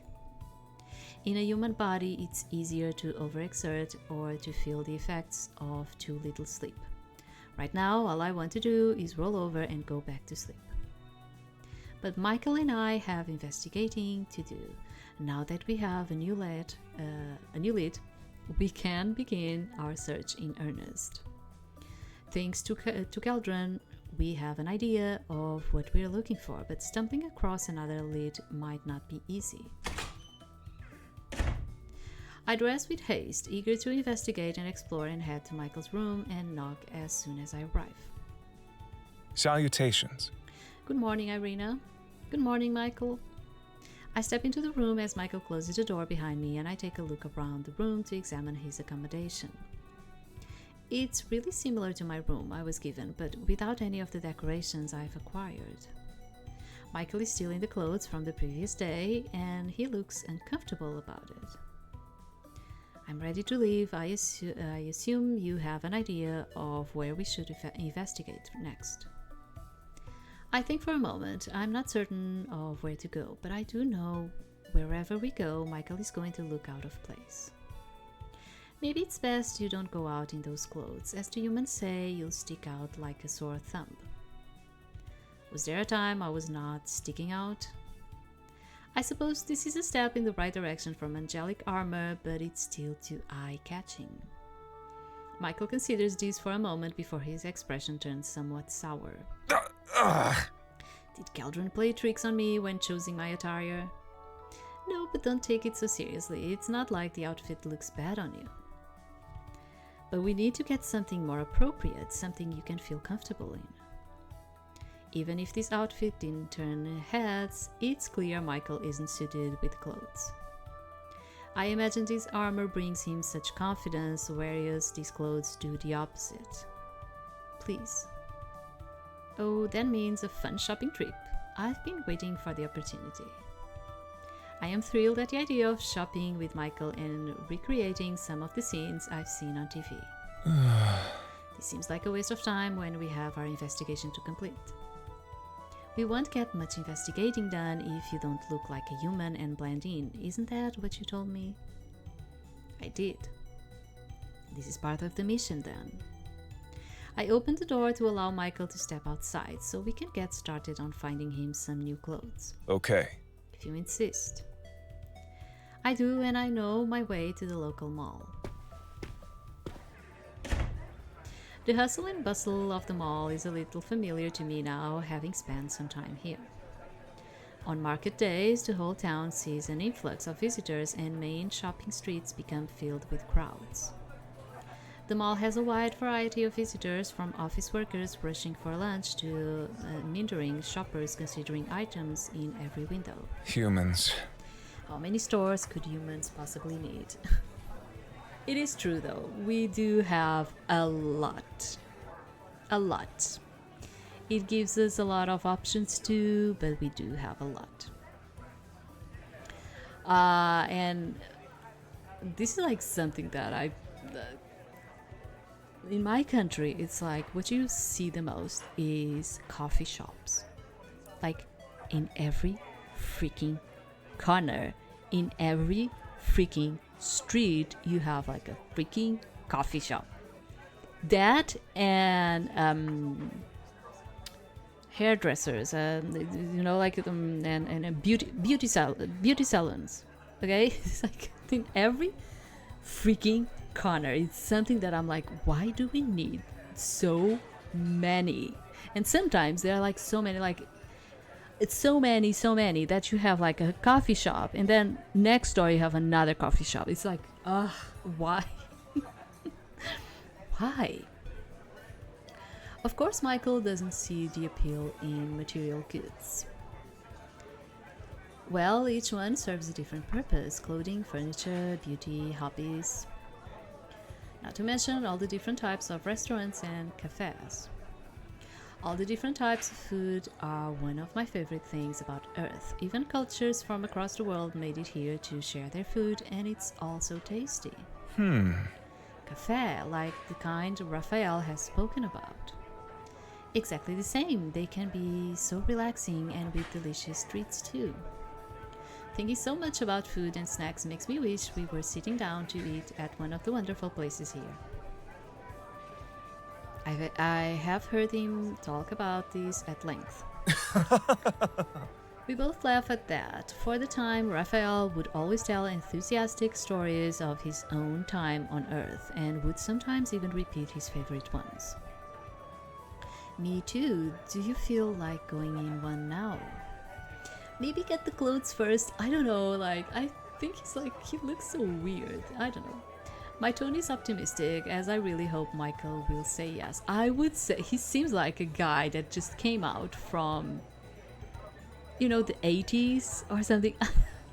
I don't know. It just feels like that. I think it is best to prioritize the change in attire. I also think so. Okay. I understand that is what we are here for after all. I stop in my tracks to look around at the options nearby. The store ahead looks like it will work. I lead Michael into a store that serves both men and women's fashion, but isn't as youthful or colorful as some of the surrounding shops. I don't want to drag Michael through a place that sells items similar to the crop top he's wearing. I don't think he'll like that at all. Are you happy with the jeans that were chosen for you? I suppose. Picking something out feels like it's going to be hard. I think Michael will want to pick something suitable for his personality and comfort level, which limits our options. I spot a gorgeous white button down on one of the racks and pull it out, holding it up to Michael's torso to get a sense of how it would look on him. The color suits him immensely, along with the level of formality. Suits and such formal dress are revered by humans as the finest of fashions for men in particular, and I think Michael is used to a little bit of regality in his armor. I love to pick up clothes for guys. Like, I am not a fashionista. I can wear the same thing for years, as I told you before. And I only go shopping, I don't know, from honestly time to time, and I don't actually care. I am like that. I am not a person that involved into like looking good and all of it. But I love when I go shopping with a guy and I'm just like looking at stuff for him, and I love that. I don't know, I just love it. I returned the shirt as I worry it may not be suitable for everyday use. Well, it's not that I'm like that type of person. Oh, you need to wear what I'm choosing. Do you understand? It's more like, I pick this and that, and then I go to the person and I'm like, do you think you would like this or that? It's more like giving a choice, among the things that I think that it's not even like colors or fabrics or things that I would like to see the other person wearing. It's more like you have this gathered data about this person and you're like, I think this person would like to be fitted in this type of clothing, so let me try and guess if he's going to like this. Do you understand? It's kind of like a guessing game, kind of like I have this information about you, so let me pick this for you. Was I right about it? It's more like that. I don't know how to put it, but it's more like that. I returned the shirt as I worry it may not be suitable for everyday use. That one was fine. Maybe not. Besides, you can just pick the first thing. Truthfully, Arena, I do not have much interest. It only needs to allow us to complete what we come here to do. Yeah, because I'm saying this because I'm not a control freak. I am not. Like, people that usually do that, they are kind of like control freaks. They like to control other people. And it's not in that way, okay? It's absolutely not in that way. Like, oh, but I want you to be wearing that or something like that. Not in that way. For instance, and I'm going to give you like an example. I love polos. I love polos, especially in men. And most of the guys that I dated, none of them liked polos. So I would always like just pass by the polos and be like, okay, I know they don't like this, so I'm going to pick up something according. Imagine, I know this person likes green, so I'm going to pick up things more with green. Do you understand? It's more like into you guessing what the other person might actually like, having in mind what you know about the person. Okay, it's more like that. It's not a controlling kind of thing. And I never like go into like, oh, you need to take this. Never ever. But I do kind of like to pick up clothes for guys. Like, yeah, I kind of like that. Thankfully, Arena, I do not have much interest. It only needs to allow us to complete what we came here to do. I wish he had a little bit of an interest, as part of me feels strange being the one who chooses what he wears. Really, nothing stands out to you at all. Not particularly. I trust you will pick something appropriate outside of my armor. I am not sure what makes for a good dress. I suppose neither of us are used to that, but none more than Michael. I think he sees his armor as an extension of himself, a part of him. It's something intrinsically him that he wears with such pride. I've enjoyed seeing him in human dress, even if it's rather strange. I imagine I'll enjoy seeing him in this new outfit even more. Will you try something on? No. I do not wish to try anything on. Once we pick something, that is fine. Tough crowd, honestly. What if it is the wrong size? Perhaps I should mention that if it doesn't fit, we will have to return the item and do this process again. That might persuade him to try it on. This shirt fits fine. Michael glances down at his torso, despite half of it being missing.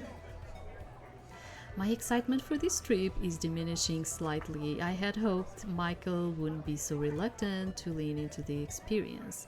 I suppose this is strange and trivial to him, even if it's exciting to me.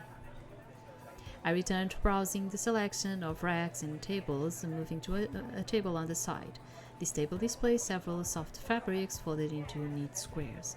The sign labels them as Henleys and displays a price. I don't know what is this.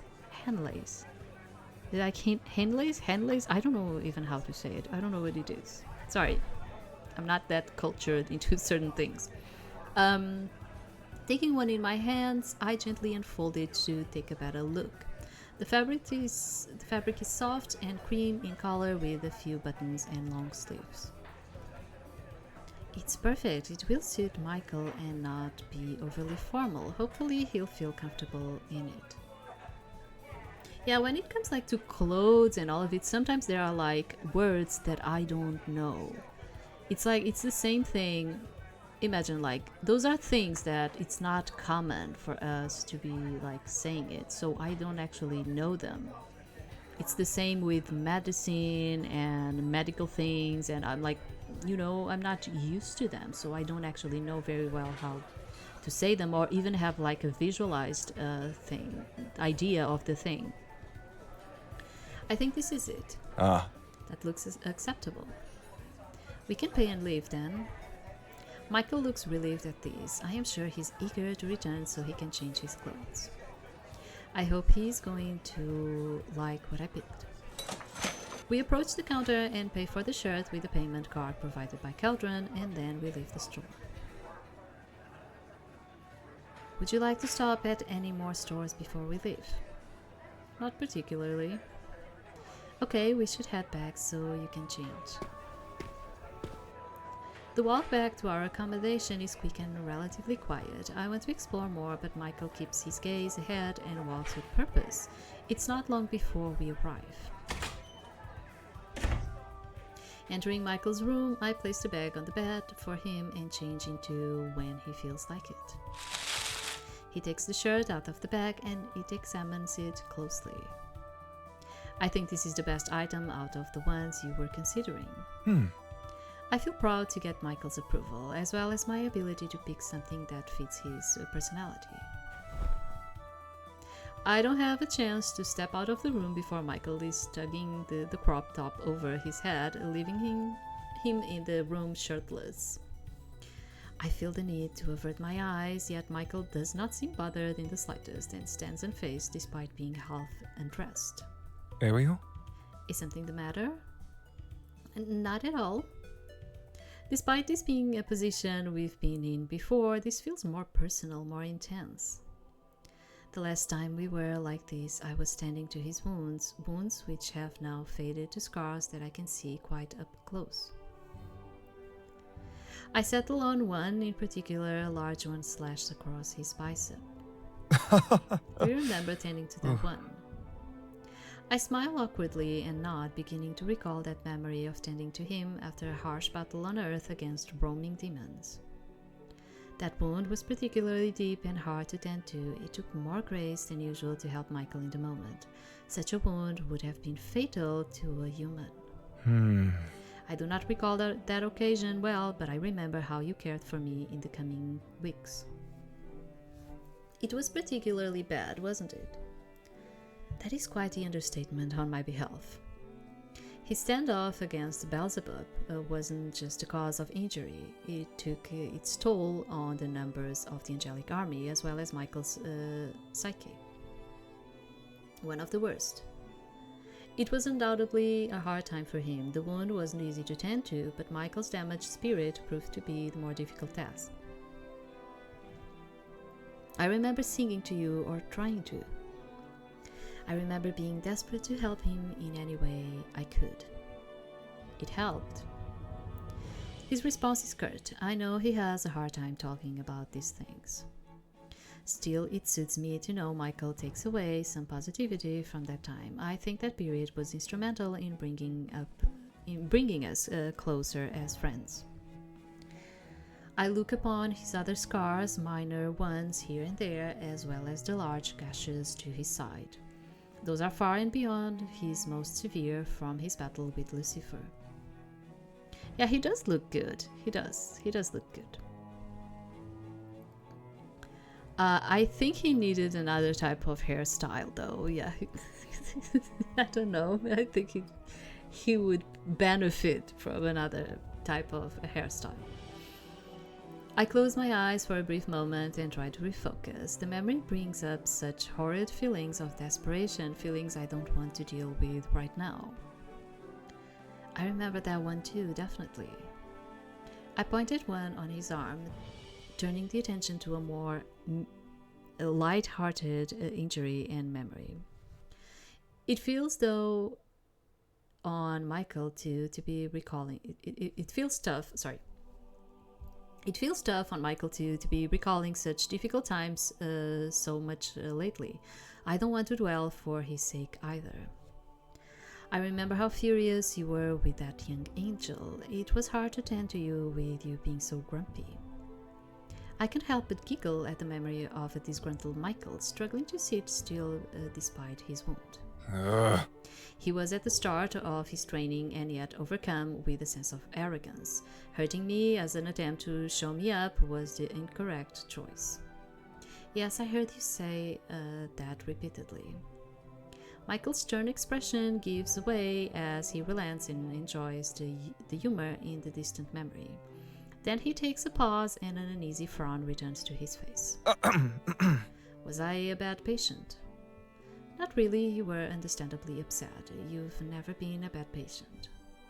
Michael has never been a bad patient or an inconvenience to me at all. It is my honor to care for him.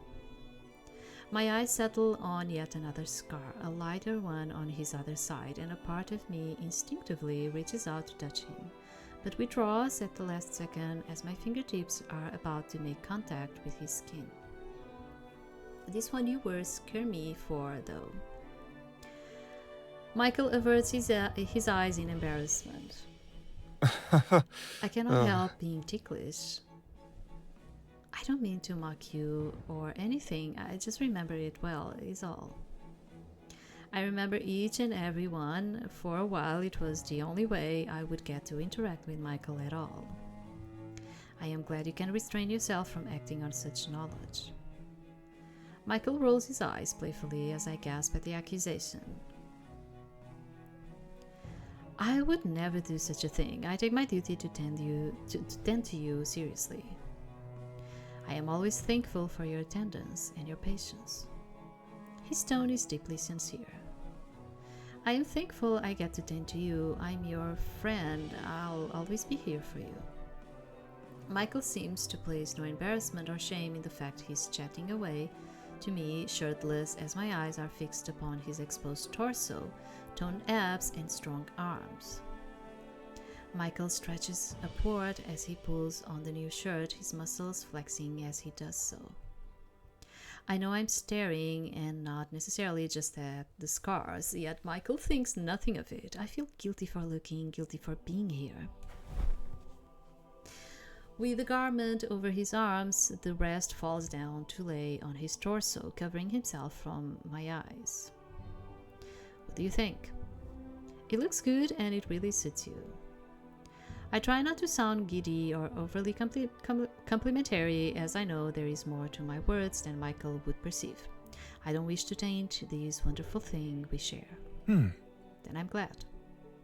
His smile is earnest and his demeanor seems to relax now he is in more comfortable clothing. We should probably discuss our next step for the investigation now that this problem is solved.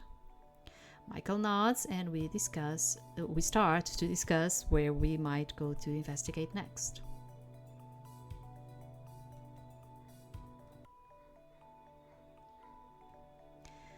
Days pass with little progress since Keldran captured the butterfly.